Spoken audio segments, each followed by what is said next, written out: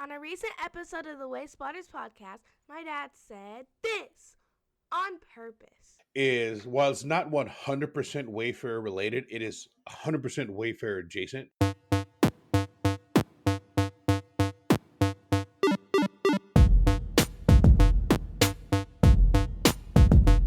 Hello, agents, trainers, keepers, pilots, eighth wallers, and our beloved explorers and wayfinders.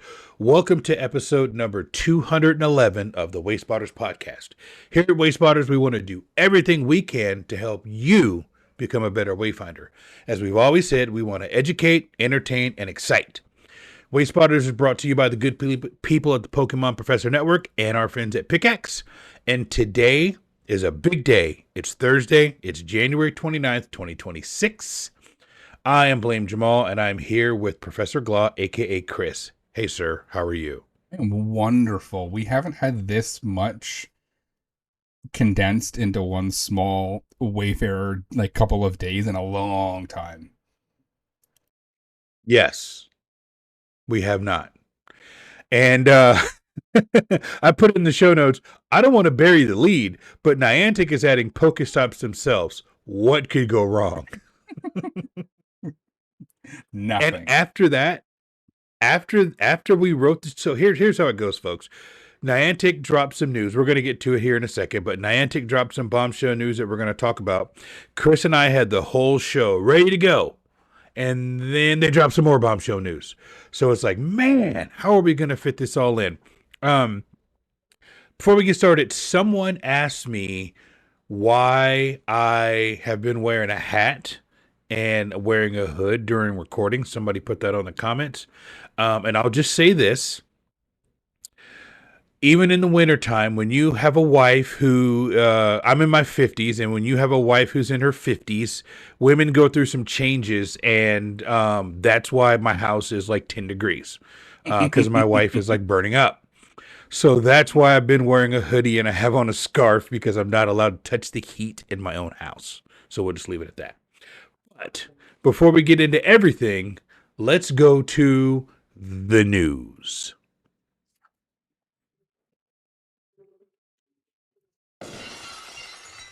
And now, the latest Niantic spatial and Scopely news from the Wayspotters podcast, presented by the Pokemon Professor Network. All right, so there has been some developments in the past few days. First of all, Niantic Spatial is moving management of its VPS projects to Scaniverse beginning February 20th, 2026. This is going to replace Lightship.dev. So Lightship go bye-bye, Scaniverse is the new thing. That's not really going to apply to probably anybody listening to us right now, but we like to kind of report on the things that Niantic Spatial is doing that are Wayfarer adjacent. So what else happened? Let me check my notes here. Niantic released their Wayspot map, and it is fantastic. We'll talk about that later. And let's see, what else do we got here? Oh, yeah, Jamal mentioned the Pokestops are coming to street corners and bus stops in the US. So not much happened in the last. It's been a quiet week in Wayfair. Yeah. Out of the, so, yeah. All right, let's go ahead and get into it, Chris. Let's go to topic. You know what? We might actually have 3-4 topics this week. We'll see. But let's go to topic number 1. This is Elf from Space, and I spot topic number 1. All right, so topic number 1. Let's rewind. October 2025, Niantic began a test in Italy, France, and Spain. And I'm not going to read Tintino's whole post. You guys have seen it. If you haven't, we will link it in our show notes. But the high level 30,000 foot view is Niantic said we are going to introduce POIs. I don't even want to call them POIs because they didn't. I'm gonna make this distinction right now, Chris. A POI, a point of interest on the map, I'm gonna define it as something that has gone through Wayfarer voting or appeal, going through voting by the community or appeal by Niantic and being placed on the map. So a power spot is not a POI, and I'm gonna call these new things they're doing just Pokestops because they're not POIs. They did not go through Wayfarer. It's completely separate. October 25th, Tintino said Niantic was going to put Pokestops on the map at street corners and bus stops.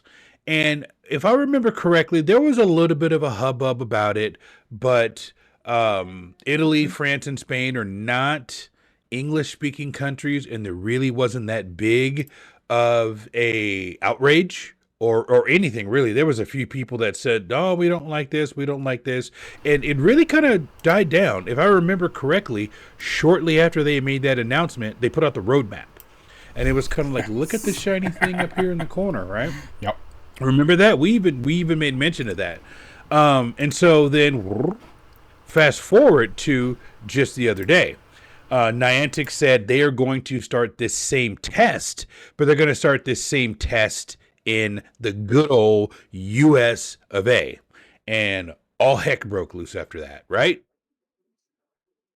Yeah. So that brings us to topic number 1. So what we want to do is, we're not going to read Tintino's whole post, but we'll just kind of summarize it and say it this way.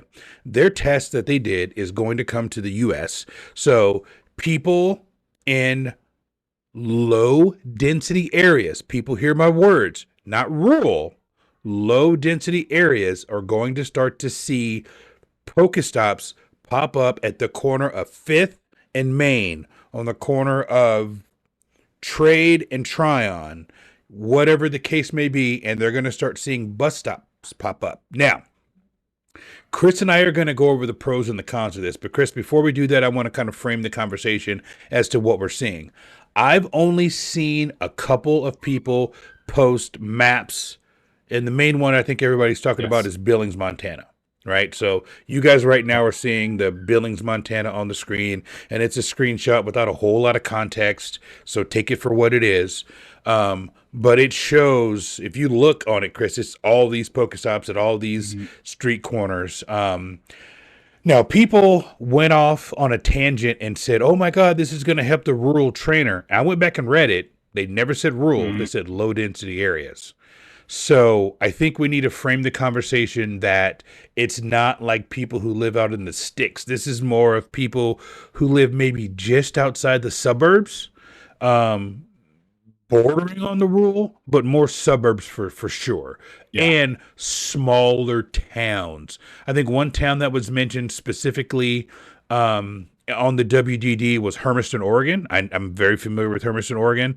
19,000 people, which I don't know. Anyway, that's neither here nor there. I don't want to get on a tangent, but help me frame this up, Chris, before we get into the pros and cons. I think it's people see this and they instantly go, "Well, this is to help the rural trainer." I'm like, this is a stepping stone in the direction of helping the rural trainer. This is kind of they've called it an experiment a dozen times. Every time that Tintino talks about this, it's an experiment. They're experimenting with these. It's an experiment. They're collecting data, which is what you do in an experiment. You put something into action, and then you sit there with your little clipboard and your notes, and you go and you watch, and you say, "Okay, this is what happened, and this is what happened, and this is what happened. This is what happened." And then at the end of it, which Tintino said that this is probably going to be around for months, because they want to give it some time. I'll read you a quote. What will happen to the previous experiment? Waste spots added to Italy, France, and Spain late last year. These will continue to contribute to the findings of this experiment. Unless successfully reported, they will remain and continue supporting the local community. How long will this part of the experiment last? We expect to continue monitoring the existing waste spots in Europe and the newly waste spots in the next US for the next several months. So these are not going away anytime soon. And here's the other caveat that I want to throw out there. They put some in Europe. They put some in the US. This culturally, geographically, the way that Europe and America, North America specifically, kind of does their cities is different. Fundamentally, it's different for the most part, right? Correct. I don't want people to think that this is just going to spread worldwide, because it very well may not. They very well may have just put a bunch in the US and a bunch in Europe, and then that's it. That's the test that they're running. So a lot of people on the Facebook post were like, what about Canada? What about Canada? How about Canada? Canada needs this. Oh, this would be great for Canada. I'm like, guys, pump the brakes.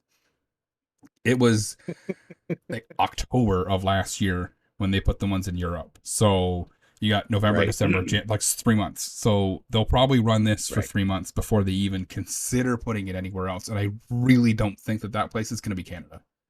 If anything, they might do New Zealand or Australia or something in the Pacific, in that area, to kind of get a different data points, right? But like Canada and the US, they're right beside each other. I don't see a point. You know what I mean? Like, it's the same data set. No. So I really want people to kind of pump the brakes here if you think that this is coming into Canada in the next couple of months. And I think with Niantic being a U.S. company, the fact that they're doing it in an English-speaking part of the world, their backyard, they're going to get a lot more feedback than they're going to get translating it from another country. So, yeah, and they're getting tons of feedback. So, a couple of things I want to point out. Like I said, I don't want to read Tintino's entire post, but people have asked, what will they be called? So similarly, these locations will continue to have a clear, easy to spot title, like Street Corner at street name A and Street Corner at street name B and bus stop name. The photo very soon is going to be a distinctive Niantic generated photo. They're going to continue to lock them, so you can't edit them. If you've got feedback on the title, if you've got feedback on the location, please put those on the forum. So I want to say this now. I put this in our show notes at the very end. What I want to encourage everybody listening to Chris and I to do, no hate against the WDD, but Niantic doesn't moderate the WDD. Go to the forum, and again, we'll put the link to the forum in the show notes, but put your thoughts and comments on the forum. Tintino, LC, everybody, Aaron, our buddy Aaron, has all said that they're monitoring that thread. That's where you want it to go if you want Niantic to see your feedback. So people have already done that, like Chris said, very vociferously. And I think it's kind of gone on a roller coaster. It initially was up, and then it was down, and then it was up, and then it was down. And that's why we're going to kind of go through the pros and cons. So last thing before we get to that, there were some people in there saying, man, are all street corners eligible now? Nope. Wayspot nominations by Wayfinders still need to comply with Wayspot criteria. Niantic generated Wayspots like these are they're meant to address gaps in gameplay for areas that need them. Now, that is a hot button issue when Niantic says areas that need them, because some people think their area needs them and other people don't think that their area needs them. So that's something that we can get into to try to read between the lines on what Niantic means when they say areas that need them. Yeah. So with that, I want to go over some of the pros, right? When I saw this, Chris, initially, you remember, I was ecstatic. I was like, I love this. This is amazing, because I erred. And I thought this was going to be directed strictly at the rural trainer. I was like, oh, they're going to put things in rural areas and people who have nothing to do will have something to do. They didn't. And I went back and I read, they never said rural. They said low density areas. So here's what I think are the pros of this by Blame Jamal. So if you don't like it, send the hate mail to me. You do anyway. Niantic's stated goal is straightforward. Low density areas often lack Pokéstops, gyms, tasks, spawns, and routes, right? This is very much a Pokemon Go solution. Pokemon Go, it's kind of like, Chris, like my wife will say, oh, the kids can't do this, the kids can't do that, or this kid's in trouble, or that kid's in trouble, go tell them. I'm like, why do I got to go tell the kids they can't go to the birthday party? Why don't you go tell the kids they can't go to the birthday party? I kind of feel like this is Pokemon Go making this decision, but they're making Wayfarer come out and say it. Because the low density problem is not a Wayfarer problem. It's not. It's a Pokemon Go problem. Pokestops, gyms, task spots, routes, that's a Wayfarer.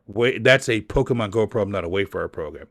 So Given that there's low density in areas for these trainers, it blocks people from leveling up. It blocks people from being Wayfarer eligible, and it blocks people from growing the local map organically, right?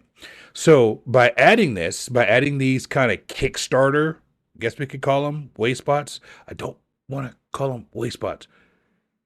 Pokéstops, because they're not Wayspots go through Wayfarer. These are Pokéstops. All right. By using this, it kickstarts your gameplay loop. It lets newer players reach level 37 faster. And it'll eventually produce more real nominations from locals because people will, blame Jamal says, people will be more motivated to go out and add things to places that the map still has barren spots. So I fully believe that. Were you going to say, Chris? Oh, that's just okay. That's it. You nailed it. Yeah. And we've got a voicemail that we'll play here shortly from Darker Solstice, who kind of echoes that. They had a lot of good things to say, but let me get through this and then we'll get to the voicemail. Now, number 2, consistency and safety screening. Because Niantic has selected these locations, they can pre-filter for pedestrian access, public sidewalks, and non-private property. Now, I wrote that before I saw some of the maps. So when Chris talks, he might have a little bit of a different take on it, but I literally wrote this before I saw examples of what it was. But in my mind, the Pokemon Go team and the Wayfarer team wouldn't put something on PRP. And then I thought to myself, Jamal, well, they did it with power spots. But anyhow, again, I don't want to get ahead of myself. So avoiding common reviewer fights. Is this PRP? Is this safe? Is this temporary? My thought is, if Niantic is thoughtful, they will put these street corners, put the pin in a place where it won't be PRP, it will be safe. And the temporary thing, I don't know that they're just up and moving street corners and they're up and moving bus stops, so I think we can kind of scratch the temporary off. So if this is done well, this could reduce bad submissions compared to the brand new players guessing. So, now number 3. Faster map growth than waiting for players. User submissions are slow or slower. It requires you to be level 37 plus. It requires motivation. And it requires knowledge of criteria. Now, Chris, I want to stop here for a second and talk about these 3 things, because I think these 3 things is what separates a Pokemon Go trainer from a Wayfarer explorer. And I'll stand on this. Level 37, motivation, and knowledge of criteria. I think what we see with a lot of the new people on the forum is they have the required level, they have somewhat of the motivation, but they don't have the requisite knowledge of the criteria, and that's why they come in and say, why did this get rejected? Where's my Pokéstop? Or something else that people go, all right, let's start at the beginning. This is what I think separates a Wayfarer explorer from a Pokemon Go trainer. Turn it over to you. Yeah, I mean, yeah, I agree. I think that there's a large portion of the population out there who would like to participate in Wayfarer, but they're struggling to get to level 37, and it's a heck of a lot easier now than it was before the level rebalance. You've got friendships and this and that. Right. And even like with the level rebalance, it's the amount of experience required to get there is a lot lower, but still, like, it's a grind to get there if you have a Pokestop in your area, no gyms, right? And it's demotivating if you're getting 6,000 experience every single day or whatever it is that you get for catching a couple Pokemon and spinning a stop that you probably have to drive to, like, or walk to, like, and it's demotivating. And then people are like, well, but this is it. This is all I have. And they're probably not looking into how to add more. They're probably like, that thought probably doesn't even cross their mind, right? If you're just getting into the game, like, it's unprecedented to have a game on your phone where you control the game board, essentially. Correct. Like, why would someone instantly think, oh, I could add stuff to the game, right? If you've got nothing around you, that you wouldn't know any better, right? So getting people there faster will get them more engaged with the game, more engaged with the Pokemon Go community, and then more likely to run into someone with, hey, I know you're from here. Have you considered adding this to the game? And they go, what are you talking about? And then someone's like, hey, Right. let me introduce you to this thing called Wayfair. And then now their mind is blown, and now Right. they're hooked, right? Now, you bring up a great point, and I think that leads me into my next thing. So these auto-generated Pokestops, they can be deployed in bulk, they can be strategically placed to fill empty cells, and they can vastly improve playability quickly. So from Niantic's point of view, this is efficient, right? They can say Billings, Montana, since that's a screenshot that we've seen. Okay, this part of Billings, Montana is blank. Boom, here's some strategically placed Pokestops that will help gameplay. Now, we all know that Niantic knows what you're doing, right? We're not dumb. This is 2026. You've got this thing in your pocket, and it tracks everywhere you go. And when you log into Pokemon Go or any other of Niantic games, it tracks wherever you walk. You do a route. It knows where you're going. So they know where the hotspots are and where people are playing and where they don't, right? This is not Big Brother anymore. This is just common knowledge. Companies don't know what you're doing. So theoretically, they know where to put the Pokestops to induce people to play. Now, I've got an overarching theory with Scopely that they are trying to increase that kind of people who only open the game on community day, only open the game during events, and they're going to go, oh wow, look at all this other stuff. Maybe I can actually play now. Maybe I'll open the game a little more. Now, in Tintino's not in Tintino's message, I asked Tintino on the forum, could these Pokestops become gyms? And he responded very quickly that no, they could not, but they could make other POIs in the cell into a gym.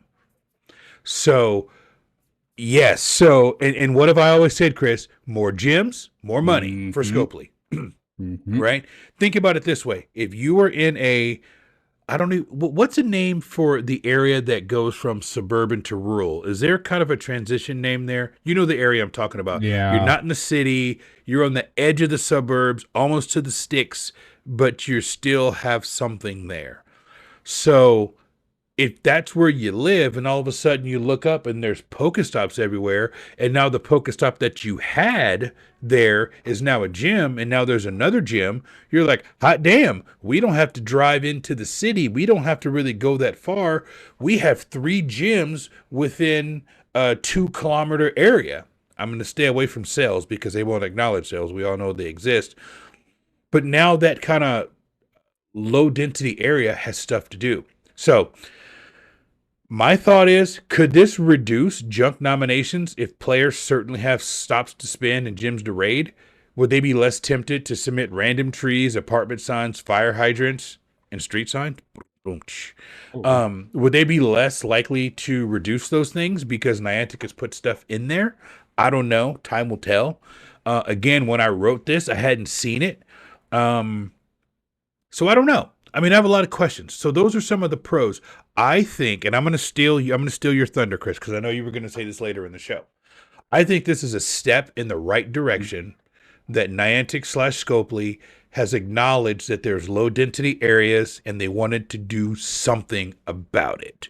Now, when we get to the cons, we're going to get to the implementation and people's thoughts and feelings on their implementation and some of the things that maybe were a blind spot for them. But I'm going to go on record and say, I think it's a good idea. I think it's a step in the right direction.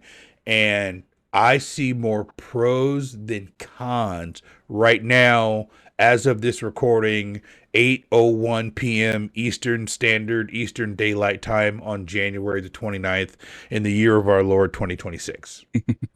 I completely agree with you. I think that in order for Niantic to implement something to help the rural trainer, like the actually rural trainer, because a lot of people were making fun of this and they were like, how are you going to help a rural trainer when the rural trainer's got one intersection and no bus stops? They're like, this isn't to help the rural trainer.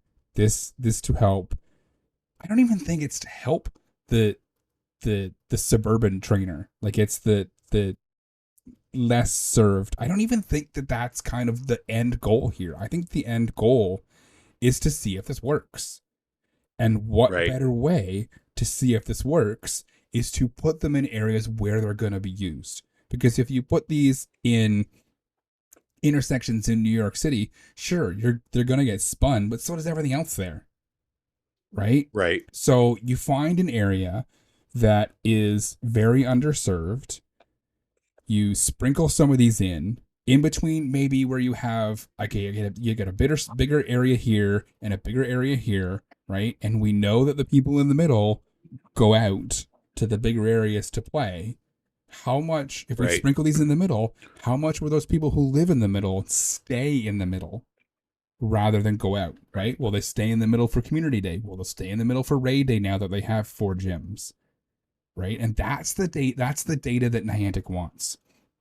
If I give you 15 new stops and 4 new gyms, are you going to stay in your little town on raid day, or are you still going to get in your car and drive to the next town over? Right?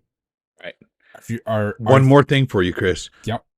Will this spawn a community ambassador to say, hey, I'm going to start up a group? Right. And then you can make yourself a campsite. I can't wait till all these campsites start to go live.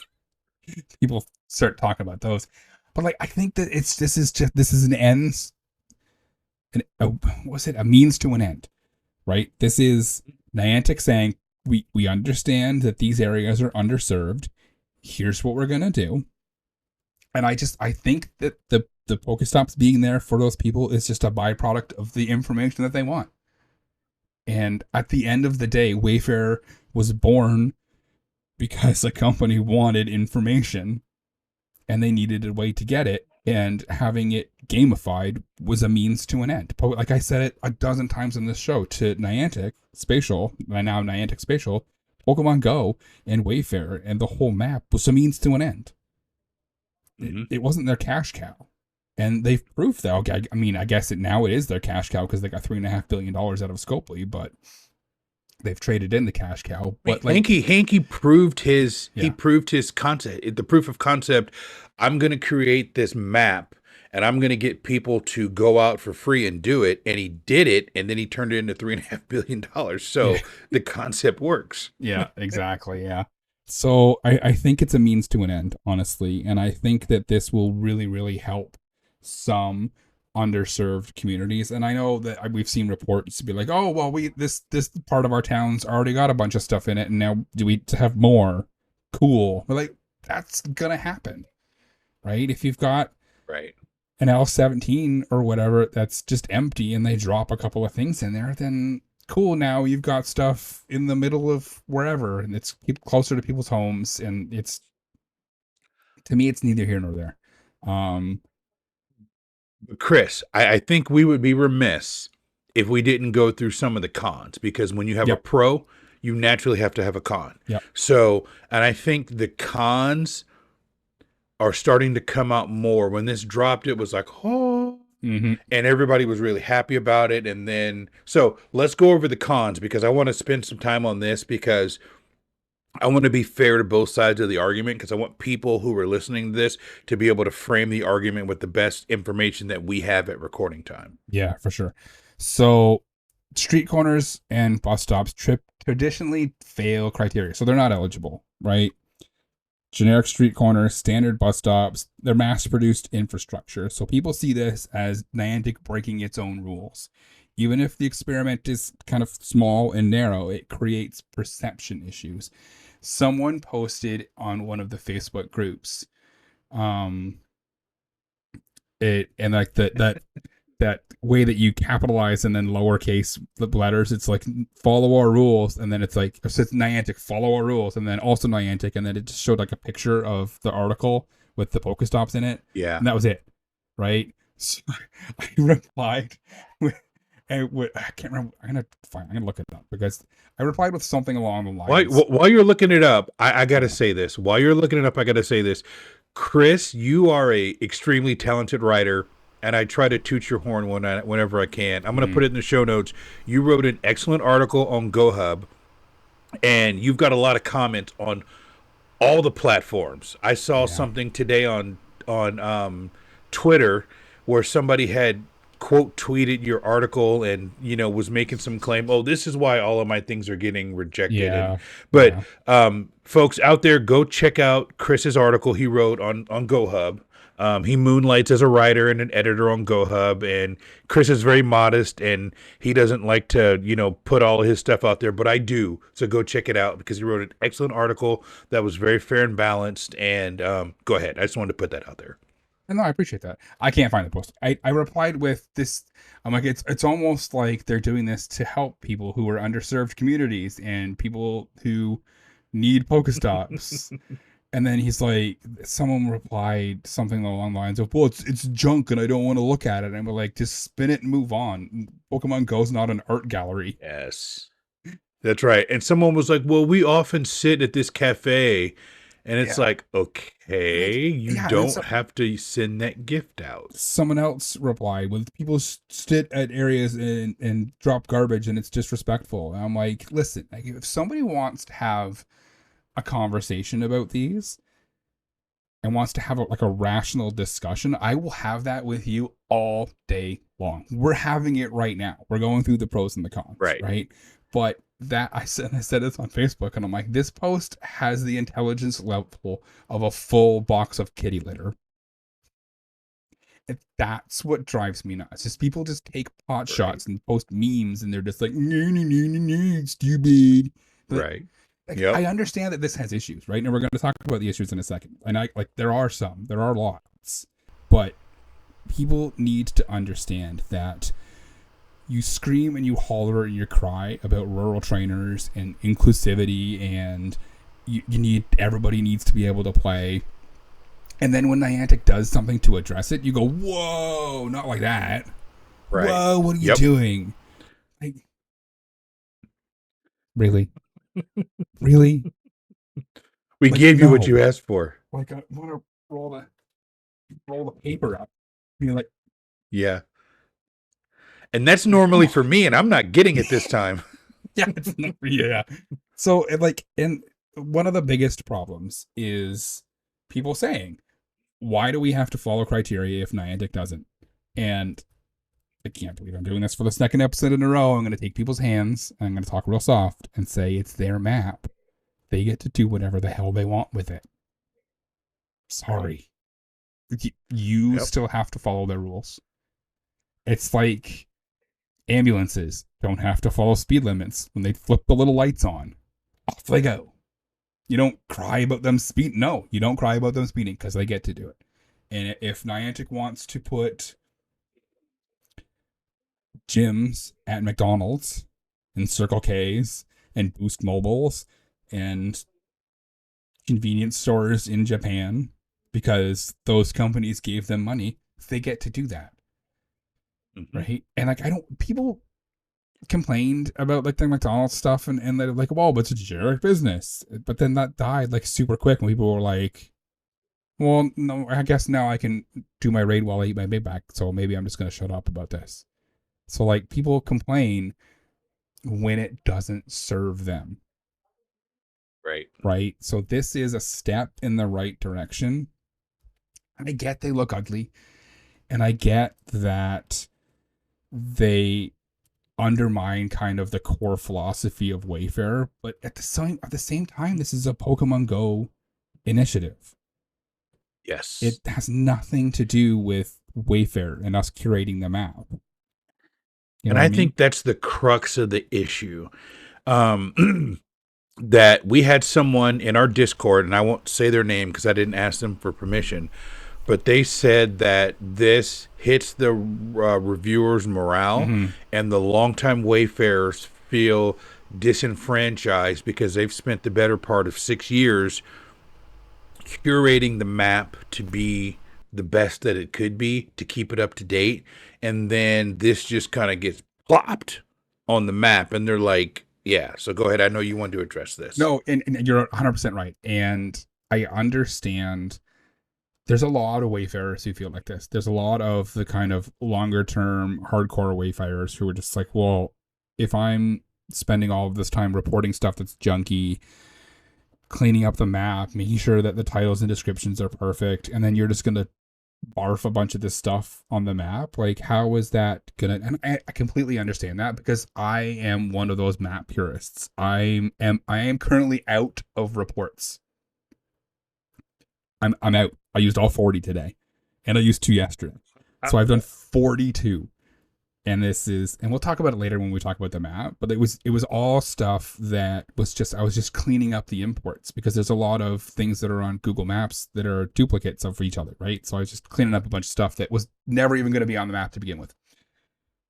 That's neither here nor there. It's this, we can't, as Wayfarers, and I've said this on the forums a dozen times. I said it 2 days ago when someone was complaining about not being able to play Pokemon Go in Canada because it's too cold. And Sea Princess tagged me and someone else and was like, hey, this person's yelling at, this person's Canadian, yelling at a bunch of people from the UK about American standards. Can we get some Canadians up in here? And I was like, listen, hello, fellow Canadian, stop.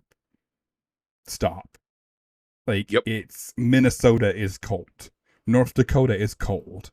Buffalo gets 75 million feet of snow every year.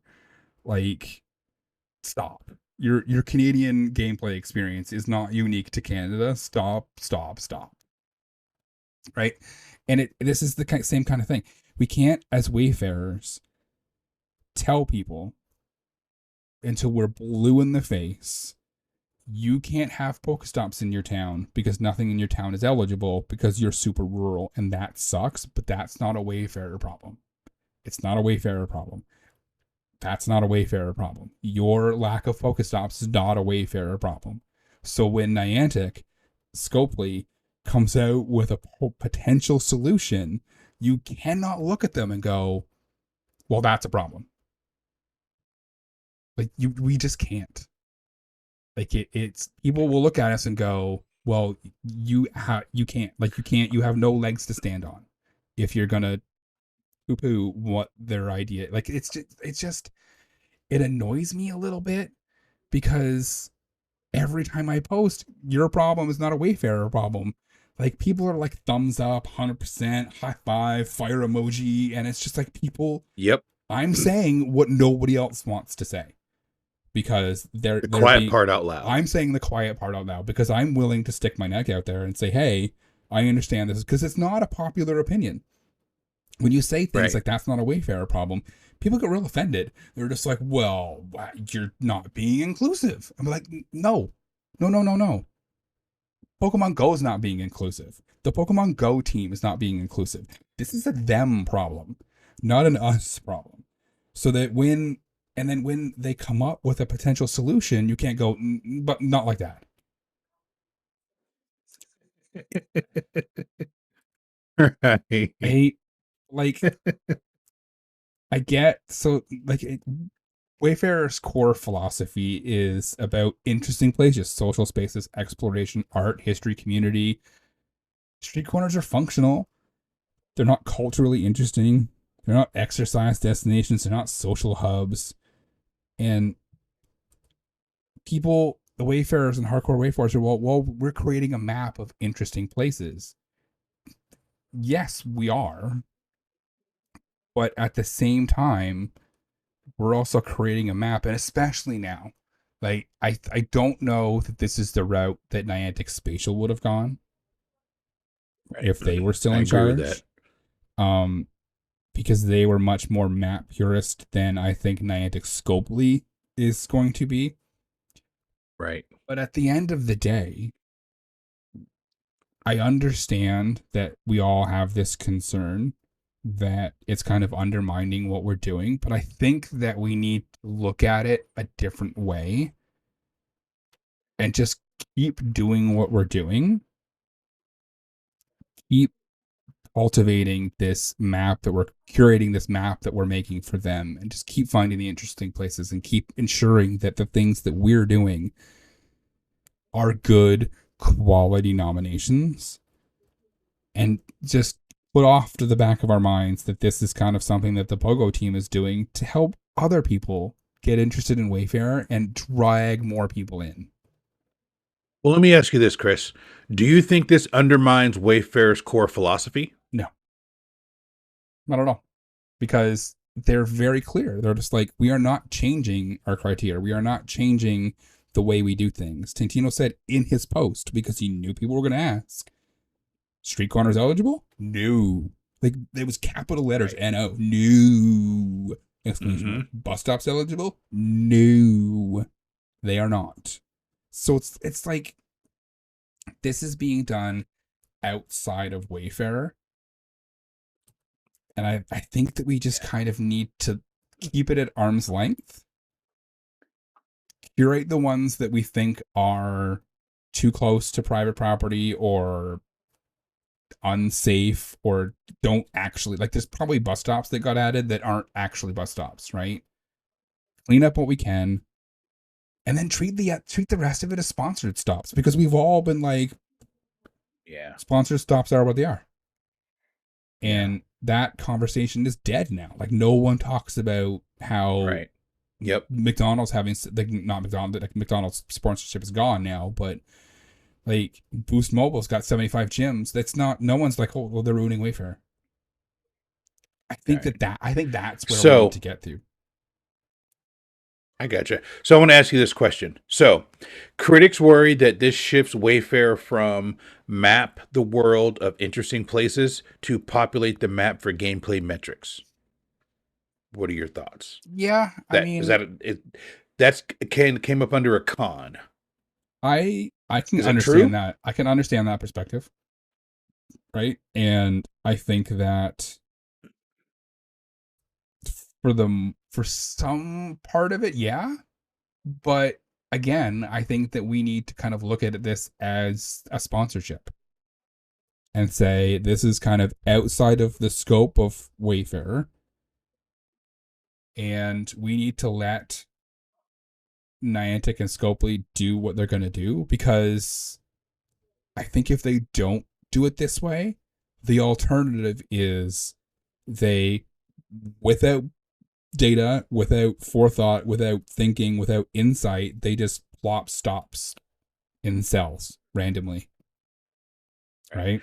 Which is what I thought. Remember when we did our show on, Scopely buying it, remember that was one of my hot takes, was they're just going to put a POI in every S17. Remember, that was my prediction. I said, I just think they're going to say, hey, you know what? We want people to play this game. We need to make our money back. Here it is. And they kind of have done this, but in a way that kind of, I'm going to say it makes sense. Some people might not think it makes sense. Mm-hmm. I think if they just put an arbitrary POI, like we saw in the trailer for Pokemon Go, remember we mentioned it, like, whoa, why are these random POIs on nothing? Yeah. They kind of foreshadowed it. But so longtime Wayfarers feel invalidated. They feel, why bother creating high quality Wayspots if they're just going to generate random stuff? So what's your thought there? I get it. Like, I totally get it. My reaction when they first did this was a bit kind of like, ooh, this is weird. I don't know if I like this. But like, the more I think about it, the more I think that they're at least trying to be semi careful about this, about semi conscious of what impact this is going to have on the map, what things that they're trying to pick things that are as public as possible without just kind of plopping stuff down willy-nilly, like throwing darts at a dartboard. Yep. They're at least trying to be socially conscious about this. They're not exactly doing a great job in some situations, because I've seen some pictures of some stuff that are like in people's yards, and it's a bit, but at least they're trying. Right. And they're open to kind of the feedback on this. And I think that we need, as Wayfarers, to just fix what we can, give them feedback where we can, but like, be positive about it, or be positive's the wrong word, respectful. Be respectful about it. And I think that, it's not their intention to kind of alienate the whole Wayfarer community. And I understand how people might think that, right? And I will be honest. Let me stop you there. Go ahead. Yeah, go ahead. No, go ahead. No, I was going to say, I just want to stop you there. Do you think people are valid in their feelings for feeling alienated? Yeah. I don't want to invalidate anybody's feelings for feeling that way. I personally don't, but I understand how people can feel that way. And I would encourage those people to take a step back and kind of the alternative to this, I think, is Niantic Scopely saying, all right, we're gonna relax the Wayfarer criteria. Right? They're gonna say, all right, if we can't do this our way, we're just gonna let people nominate stuff. Like if you have nothing in an all 17 cell, then we're just gonna give you stops of whatever the thing you think is interesting enough, right? And I don't think that's where we want to go. So I think we need to let them have this one and not let them, I don't want to give them too much rope. You know what I mean? Like we need to monitor this and we need to kind of be all over them if they try and go too far with this, because I think that they might. I kind of think they are. And this is odd coming from me because usually I'm the, need more stops guy. But I think they kind of are in just the limited things that I've seen. Everybody makes a big deal on the forum about PRP, SFPRP.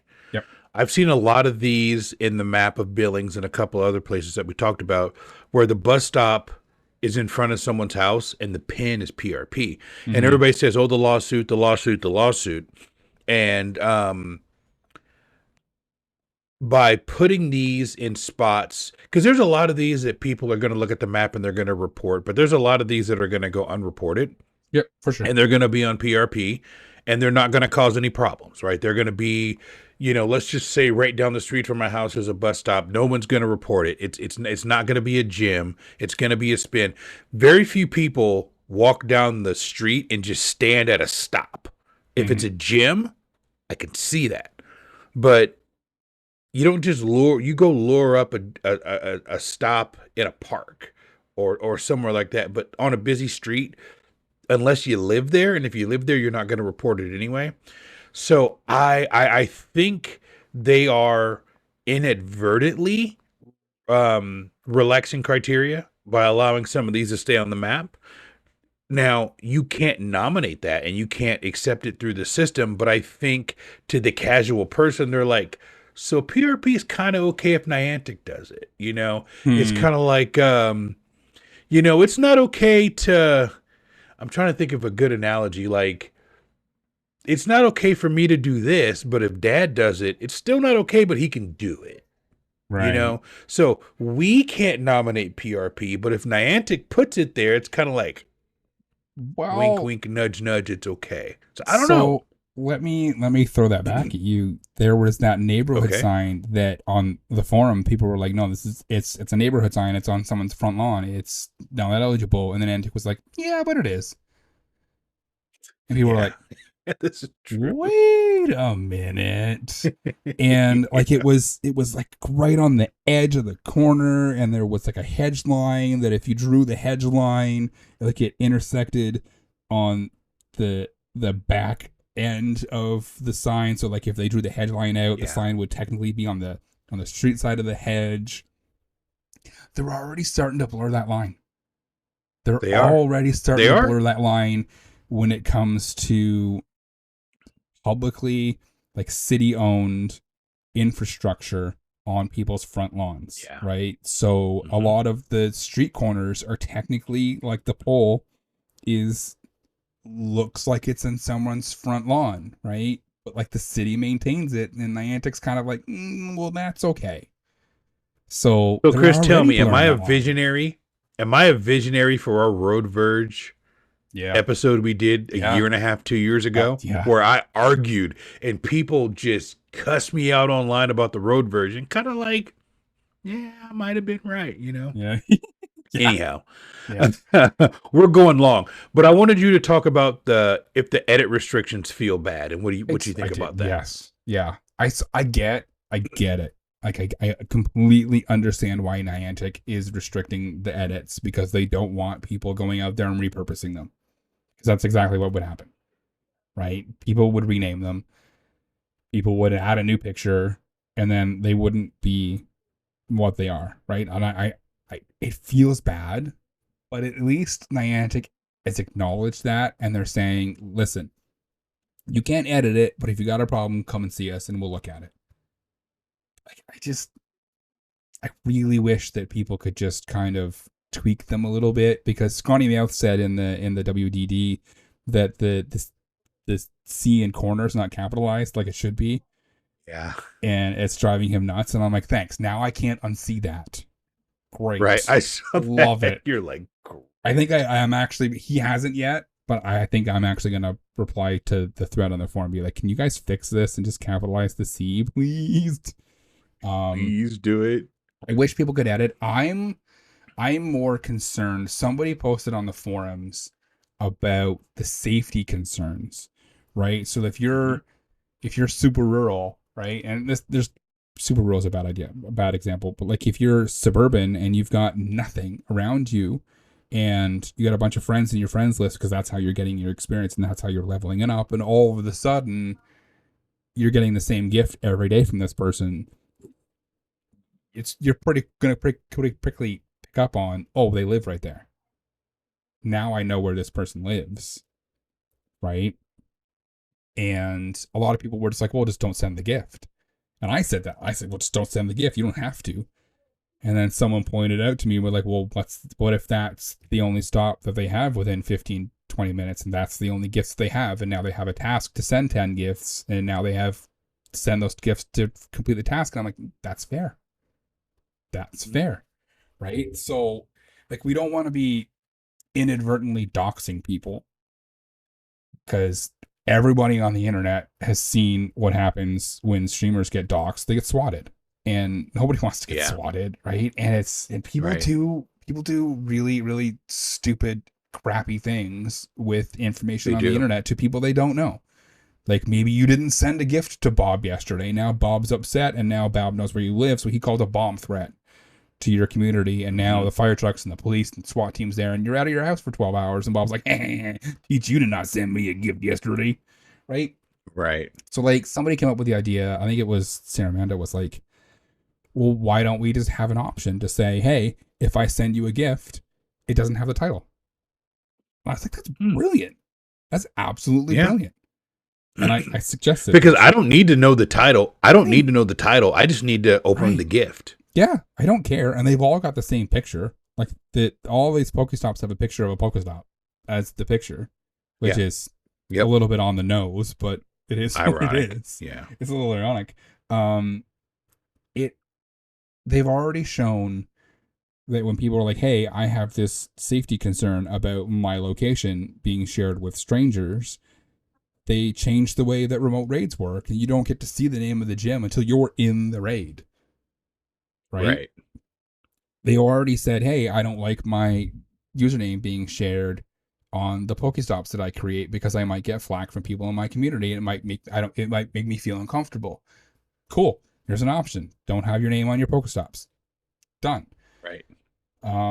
You can, in your history in Pokemon Go, like, I don't want people knowing that I caught a Pidgey or I did this gym raid or whatever, so I want to be able to hide my history. Cool. Here's an option. There you go. So they take people's privacy concerns very seriously. So I don't think that this would be something that they would look at and go, well, that's stupid. Why would we do that? So like, I think if someone suggests this, they'll do it. And it would alleviate that safety concern, because you can't edit the photo on them, so you can't go take a picture of your street corner and add it to the stop, right? Which to beautify to make it better, sure, you should be able to, but also I don't really see the point. So, but like, having that addressed would alleviate a lot of people's concerns with this, because it's a legitimate concern. People doxing themselves. It is. To strangers on the internet, and nobody wants to do that. Like, you and I don't care for the most part, right? Like, I don't want. Well, the only thing I do, the only thing that I do is there's some gifts I don't send people because people like to report some things, and so there's some things that I'm like, I'm consciously, and I'm gonna say it, I'm consciously not gonna send this gift to Lachlan. Love Right. Lachlan, friend of the show, but there's some gifts I'm not going to send to Lachlan. Lachlan is going to get the park sign. He's not going Yep. to get the spicier things that I've sent Mhm. through. So, and I consciously do that to some people. There's some people that I consciously do not send my neighborhood signs to because I don't know what they're going to do with it. So Yeah. they get the moose. And if you're on my friends list, you've seen the moose. Mhm. If I send everybody the moose because the moose is Yep. really close to my work, and I spin it with my auto catcher. So out of my 50 or 60 gifts, I'll have 30 of the moose. So if you're on my friends list, you probably get the moose, and that's not because I don't trust you, but you just get the moose. So certain people will get the neighborhood sign at the end of my neighborhood, and some people don't. So that's how that goes. But Chris, just to finish out the cons, do you want to go over like the potential spam, visual clutter, and like the fairness and the precedent? Real quick on the gift thing, I've had people DM me on Discord and be like, ignore the gift I just sent you. I'm like, what are you even talking about? They're like, don't look at it, just open it. And I'm like, okay. And I'll go in, I'll look at it and be like, I'm like, all right, I'll just open it and leave it alone. Because they know. And there's certain people who don't send me certain gifts. So it's not just Lachlan. Oh, dude, remember I sent you and Agent X that gift, and you guys were both like, go and take a new picture. Because it was like the whole dashboard and the window. And it's it's a church in Charlotte, and someone like it's like 10 years old. It literally goes back to Ingress. And somebody took it from the driver's seat out the passenger window in a moving car. And I don't know why no one has reported this in 10 years. And I sent it to you and I sent it to Agent X, and you guys immediately DM me, go fix this. And I was like, whoa. Yep. So on the cons, I have one more thing that I want to talk about because it's another of the biggest concerns that people have with these, and that's kind of the precedent that this is setting. And we've talked about ad nauseum. Just because it's on the map doesn't mean it's eligible, right? And like one of the first comments on this post was, "Are all street signs eligible now?" And like they were being facetious, but yeah. Right. This is the concern that when stuff like this happens, and we had the same concern with the power spots, right? This concern was, if these start popping up on the map, people are gonna think they're eligible, and that is the biggest concern that I have with these, is that they're not marked in such a way that it indicates to the average user who's clicking on them and spinning that Pokestop that this is a test. This is an experiment. This is something that Niantic has done. Like, I really wish, and like, it would probably look ugly, but like, I really wish that little Pokestop in the picture said test on it. Right? Yes. Or if it had like a little orange marker underneath the, like the sponsor stops like do. the This sponsor stops have the pink one, right? The sponsor stops have that little pink bar beneath the photo disc on the map. So you look at it and it's got the neck of the Pokestop and then the little pink thing and then the top, right? Like if you put it orange or green, or orange would be good because that's Niantic's kind of pin color, right? Right. The biggest concern that a lot of Wayfarers have is that if you're popping this down, sure, you're talking about it on the forums and it's getting a lot of information and a lot of attention and people are talking about it, but like, how many people who play Wayfarer are on the forums? Very few. Right. Very, very few. Like, you can go and look at the number of active users and there's not a lot. You're seeing the same names every day. You can go to Reddit. And people post some questions and they're like, dude, go to the forums. They're like, what's the forums? Yep. Yeah. And like this gets put on Reddit so that gets out to a lot of more people, and like we talk about it so that gets out to a lot more people. But like, there's thousands upon tens of thousands of people who do Wayfarer who never interact with the forum. They're scared of Reddit. They don't listen to us, right? Right. Daxy's gonna do a video. I saw somebody was talking to him in the Wayfarer discussion Discord. Daxy's gonna do a video that'll get out to a lot of people. But there's people who don't watch YouTube. There's people out there who will look at these and go, "Oh, they must have changed their criteria. Now my bus stops are eligible." Right. And I'm just worried that people are going to start getting warnings for nominating every single bus stop that they have in their little town because they saw that Jimmy got one town over, right? So, Right. to me, that's the biggest concern. Aside from the safety concern, because that's a big concern too, but I think that they can easily squash that. They can easily address that. And that's something that they can just kind of go, we hear you, we fixed it, you're done. And then people would go, okay, cool, I'm good with that.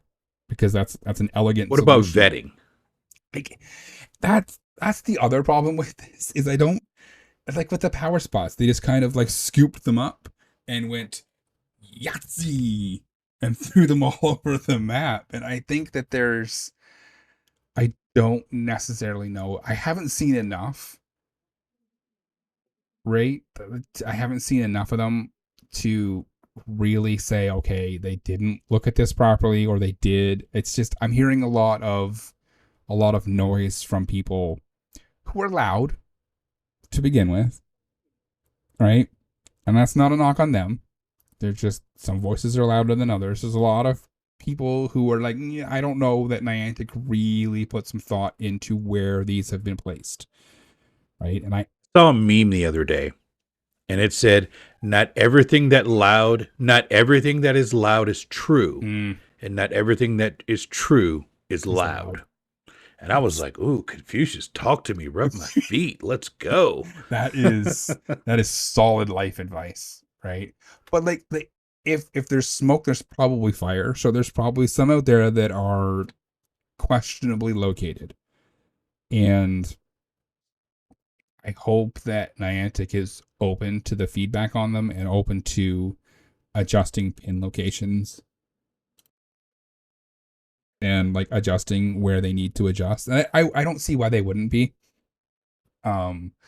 We'll find out very quickly how open to adjusting some of the imports that they are, because I've made a bunch of reports and edits to some of the imports. Have. So You have. but like, I just, Now, Chris, here's the thing I want to ask you. Mhm.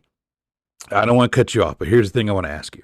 We've talked about the pros. We've talked about the cons. Now, I think there are some questions out there that we would be irresponsible if we didn't cover, right? Yep. We've got this podcast, and for whatever reason, a couple thousand people listen to us every week. I don't know why. It's just me and you just bloviating. There's my word. But a couple thousand people listen to us, and it's like, thank you, one. But for two, we had a conversation with someone offline this week that kind of challenged us to ask the hard questions. And I'm not afraid of that. I like feedback. But I wanted to go over a couple of questions. I don't know that we have enough information to answer these questions. And I think we should keep this top of mind and talk to the people that we talk to. But, and I'll kind of put this as pros, cons, and kind of neutral. Are these only truly in sparse areas? I don't know if we can answer that. yeah, I don't know. How dense will they get in these sparse areas? Again, we put up at the beginning of the episode the Billings, Montana, where it looked like there was like 30 of them in a screenshot. Mm-hmm. Are they going to be permanent? Niantic Scopely has a history of once something's on the map, it stays on the map. And the only time it goes away is if the person who sponsored it stops giving them money, and then it just disappears overnight. Will they be removed post-test? Don't know. I don't think so. Will they increase good nominations? And then I think the thing that Niantic probably cares the most about is the metrics they're going to find out. Niantic cares, is this going to increase retention? Is it going to increase level ups? Will this increase people to become wayfinders? Will this increase nomination volume? And will this increase approval quality? Meaning, will this bring people not only to the nomination part, but will this bring people to voting and reviewing? And will people vote kind of, along with the criteria? So, I'm putting kind of both of us on the spot because there's no way we can answer this without access to data that you and I probably will never see. There's probably a handful of people in San Francisco that will be able to answer this. I think the Wayfarer community is pretty intuitive, and we'll be able to kind of see where this goes. And I say that, Chris, and I have zero idea what happened in Italy, France, and Spain. Like, Yeah. I have no idea what happened there. So who knows? But if this succeeds, could we see expansion worldwide? I know you had initially said no. But here's the thing. If this succeeds, do we see more Niantic seeded POIs with different kind of tests? Do we see other infrastructure types? And do we see kind of a hybrid approach to map growth? I think that's what a lot of the people are afraid of, is that Niantic is going to iterate Wayfarer out of existence. Meaning, if this works, they're like, we don't really need these loud group of folks over there in the corner. Kind of like you go to a party and there's like a subset of the party and they're being really loud and you're like, shh, or people talking in a movie, you're like, shh. That's kind of how I see Wayfarer when it comes to like Pokemon Go. We're kind of that loud group over there that wants our way, and there's like 8 of us and there's like 45 of everybody else. Do they kind of iterate us out of existence? So I don't know. I think at the end of the day, we want to know from listeners, and you guys are very good at sending us feedback. Are these appearing near you? Are you in Billings, Montana? Are you in Hermiston, Oregon? Are you in, I don't know, Altoona, Pennsylvania? I keep picking on Altoona, Pennsylvania. What's the experience? Rural versus urban versus suburban? Do they help? Are they well placed? But here's what I want everybody to do. As much as I want you guys to send us mail and DMs and stuff like you do, what I really want everybody to do is share your feedback on the forum, where Niantic is guaranteed to see it and it's moderated. That's where we're going to get the best bang for our buck. You can copy us too if you have a question for us, but put it on the forums so Niantic can see it and they can kind of internalize it. What they do with it, we'll never know. But that's my ask of everybody who's hearing my voice right now. I agree. I think that at the end of the day, this is a test that Niantic's going to run. I think that we might not necessarily see this propagate worldwide at first. I think that if it's successful, these things will stay. I think that if it's successful, we will see it rolled out to more areas and more countries, but I don't think that during the test phase that we will. I just hope that Niantic kind of improves on their communication with it, does a better job of vetting them and where they are, and updates this so that they're better flagged for average trainers. I'll push back a little bit on you. I think the communication was good. I think they did the best they could with the communication. I think the vetting has some issues, but they came right out and said, hey, we're going to do this, and here's everything we're going to do. So it's not like they launched the test. People said, hey, why are these showing up at bus stops? And they're like, oh, by the way, we're doing something. I would have an issue with communication if it happened that way. Yeah, I mean, the first rollout did. The first rollout, Tintina was like, hey, you may have noticed. You're right. But yeah, you're right. My problem is that like I opened Pokemon Go and never got a news notification. Right, and I think that's the piece I think that they're missing is. Gotcha. Yep, that makes sense. That's fair. That's fair criticism. Sure, and like I wrote a Go Hard article about it that's out there. It got tweeted out, got a lot of attention, so it got a lot of eyes are on it because of that. But like, we shouldn't have to rely on news outlets to kind of manage that information. It should be a pop up and say, hey, maybe even if they geo-blocked it, be like, hey, in your area, this is happening because you have played in an L17 or an L whatever that is remotely close to this. You have potential to see it. We're going to force a news thing to you. It says, hey, we're doing this in your area. But like just something that it's in Go. So that way everybody at least gets the message. Like, and if you just don't read it and close it, then that's on you. Right. At least they've so I stand corrected. The message. It's a Pokemon Go communication issue, not a Niantic Wayfarer communication issue. No, 100%. Okay, I stand corrected. I was saying the Wayfarer team did a good job communicating, but you're right. I get pop-ups for everything in Pokemon Go that I don't care about. And this is something that affects everybody theoretically, so it should have been there. All right. Chris, you know what? We talked all this time, and guess what? Wayfarer introduced a map, like a legit Wayfarer map. So here's what we're going to do, people. We're going to take a break because Chris and I need to hydrate so we don't dehydrate. And we're going to come back on the other side, and we're going to talk about something that I think everybody universally loves, except for like 3% of people who complain about you not being able to zoom in, which is an issue, but we'll get into it. So let's go to break. We're going to play some dad jokes. We're going to come back on the other side, and we're going to talk about Niantic launching a map.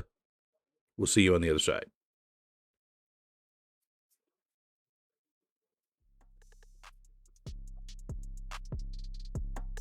This is Darker Solstice, and you're listening to the Wayspotters podcast.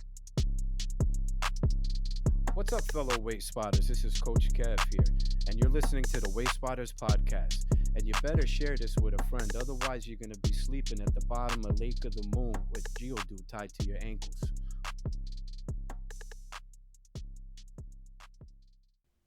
Season 5 of Dad Jokes? You guys keep encouraging him. This is why we can't have nice things.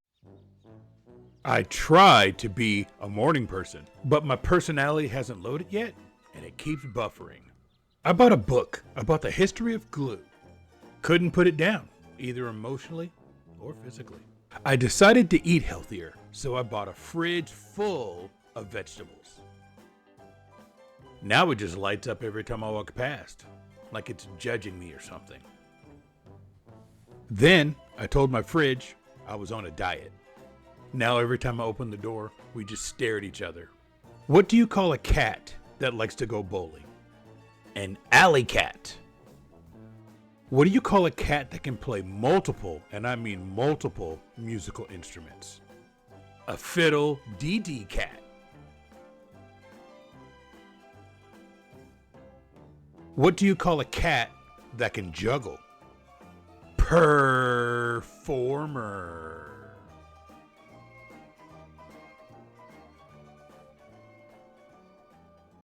Everybody, welcome back to the Wayspotters podcast. And normally, when we come out of break, we go into Wayspot of the Week and Coal of the Week. But there's just so much stuff that Niantic has done this week that Chris and I, on episode number 211, we're going to blow past that, and we're going to talk about something really cool. So, Chris, I'm going to turn this over to you to kind of talk about this next topic, which I guess is topic number 2. Sarah Amanda. Don't forget about topic number 2. We have been waiting for this for so long. And I was not home when this launched. And I said to my wife, I'm like, we need to go home. And she's like, but we're shopping. I'm like, home. Let's go. And we were out with, what were we doing? Oh, yeah, we were at Amelia's choir. And she's like, we can't leave. You're stuck. I'm like, damn it. So, Niantic has officially released the long-awaited Wayfarer map. Now, the default landing page for when Wayfarers load up the Wayfarer website, which has its own issues. People are not necessarily loving the fact that the landing page is gone with the showcases, but it is what it is. The map allows people to schmocase. Yeah. It's just, I really never even looked at them anyway. That landing page, right. I always just clicked away. Yep. The map allows players to search globally by city, coordinates, parks, businesses, browse way spots across Pokemon Go and other Niantic titles, filter by Pokéstops, gyms, and power spots, toggle between community submitted and Niantic added way spots, switch between satellite and standard map views, the quickly recenter on their current locations, which is fantastic. Selecting a way spot opens a detailed info panel showing the title and photo gallery, the description, the in-game use, whether it's a gym, a Pokestop, a power spot, the address and GPS coordinates, and then a direction and some reporting options. Came out and said that this is version 1, right? And yes. Version 2 is going to have a lot more. And Dude, do you want to share this so we can show people? Yeah, I think this will be good. Let me pull it up. You know what? Can you? Because I can't log in right now. I've been trying to log in since we started recording an hour ago. All right, let me do this.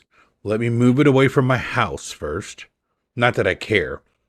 I really wish somebody would show up at my house. I really wish they would. Not the SWAT team, but like some crazy internet person. I wish they would show up at my house and knock on my door. That would be really funny. But anyhow, I don't want to invite violence, but now if my wife and kids are home and I'm not here, don't show up to my house. But I would love to be like, hey, you're Blame Jamal from the internet. I'd be like, yeah, come in, let's talk. Anyhow. Yeah. I'm probably inviting more trouble than I should. So let me just shut my mouth. But I don't know. Being a big dude, 6'1", 6'2", 280, I very rarely have to worry about somebody trying to jump me, but I get it. Yep. Anyhow, that's neither here and that's neither there. All right. So what you guys are seeing on the screen right now is this beautiful Wayfarer map, and thank you to Tintino and team for coming up with this. What I will make notice of here is the version that you're seeing on your screen right now. I've gone into the WDD, and shout out to everybody in the WDD who's built the plugin. So you'll see a S2 overlay with a bunch of tools from the WDD. That's really cool. So I'm showing my park, Hornets Nest Park in Charlotte, which is really awesome. And like Chris showed on, Chris talked about on there, there's lots of things you can do. So for example, you can click on a Pokéstop and it'll say Hornets Nest Park Fishing Pier and I don't remember what the rest of it is, but it'll give you a little insignia that it's a Pokéstop, that it's live, and that it was added by the community. You can get the link to the Wayspot, you can report it, and you can open it in Prime. I don't know why they have the open it in Prime in there, but you can open it in Prime. Couple of cool things with this is you can filter the source by all sources, by only ones that are added by the community, or only ones that are imports. So that'll just show you essentially the ones that were brought over from a different source, or that, like this one here, it shows that it's a duplicate. This one here, that's accepted. But not, so it'll show you the not accepted. So, Chris, this is the cool thing. This is what I did all day yesterday with the map. If you have the correct plugins with the map, if you have something that was not accepted, you can click on resubmit, and it will show you the main photo, the supporting photo. It'll show you the title, your description, and then you can click OK, and it will resubmit it for you directly from the map. Now, I'm not going to resubmit this because this is not eligible. I submitted this like 8 years ago when we all thought disc golf was eligible, but this is a good example of what it is. But you can then you can also filter by things that are just Pokestops, things that are just gyms, things that are just power spots, and things that are not in the game. So I leave mine on community, and then it shows everything. Now, the cool thing is this will show you if you pick something that is not in the game, like this POI is not in, it's live, and this little insignia here means power spot, but it's not currently a power spot, but it's live in the game and it was added by the community. So if we go to that's part of the plugins, Yeah, that's one of the plugins. So you know what's funny? I don't know. Oh, okay. My map came up as soon as you loaded yours. Mine. I can get into Wayfarer now. And you know what's really funny? My plugins are broken. No way. Yep. My plugins are working and yours are broken? Yep. Oh my God. What a table turner. All right. Last thing I'll say, Chris. So this shows like this here is a trail marker. It's a power spot, and it's a live power spot right now. So if the power spot is lit up here, it's live, and if it's dark, then it's not. So this is like so cool to do that. It's, I don't know. It's very cool. I love it. Here, it's so cool. Let me share mine real quick so that we also show the generic unplug-in version. The vanilla Agent X version. Vanilla, yes. This is the vanilla version. So it's got the same thing, contributed by community, other, all sources. Doesn't bring you up the photo for the ones that are not community. So let me change to community. Right, so it'll bring you the cover photo and all that stuff. So yeah, this is just so cool.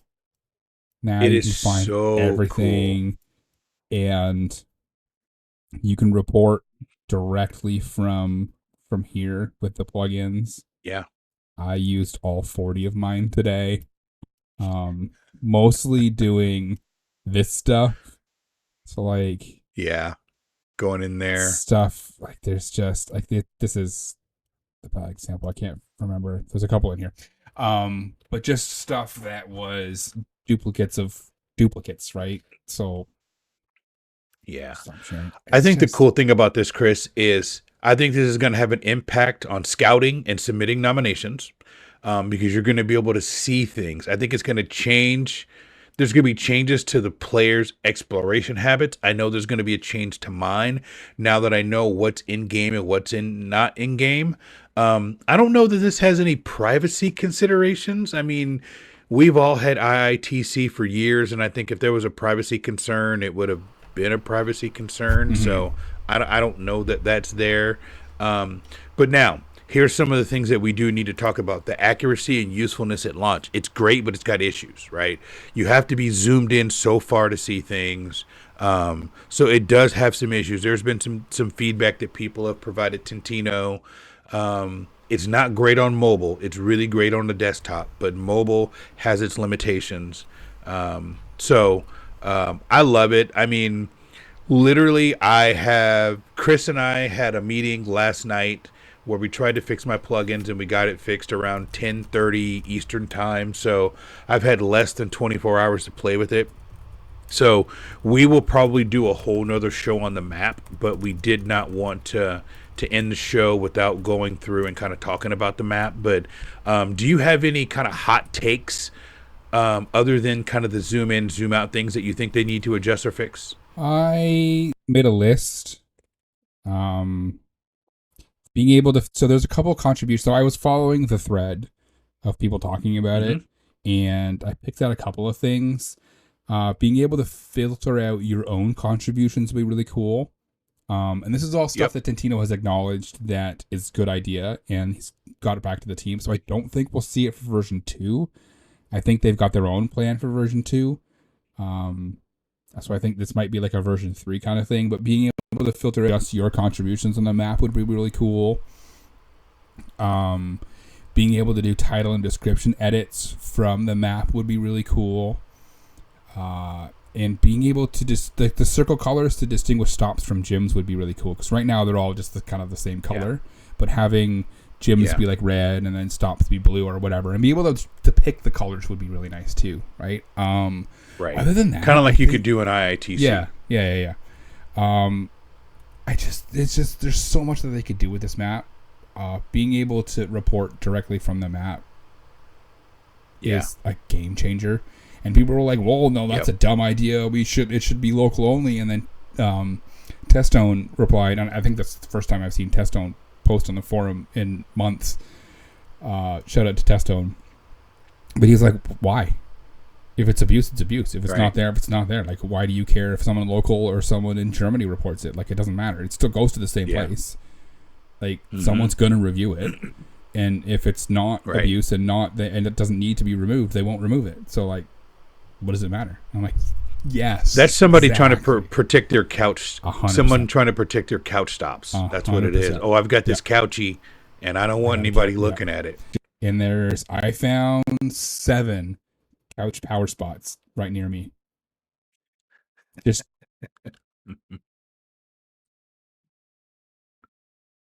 You're on mute.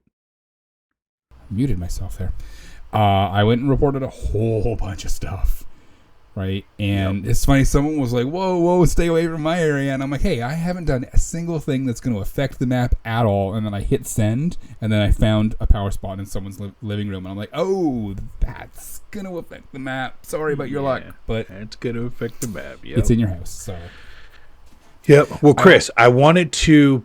I'm sorry, go ahead. I got one more thing. I did a test because there was an import that is not being used as a power spot, so it's not even in the rotation, and it's not in the right spot. So I did a location edit because it's pinned about 30 meters away from where it actually is. So I put in the help chat to do a move. I'm really interested to see what they say, because it's not technically used for anything. So do they care to move it? Right. So yeah, we'll see. I'll keep people updated. What I wanted to do is we talked about in the beginning part of the show that we wanted to play the voicemail from Darker Solstice. Yes. And I wanted to play that real quick. So this goes back to topic number 1, where we were talking about the bus stops and the street corners. So we're going to play this voicemail from Darker Solstice, and thank you for them for sending this in. So here you go. Hey Jamal, hey Chris, it's Darker Solstice. I've been following the conversation about the new Pokéstops put in by Niantic, and I have a bit of a thought on it.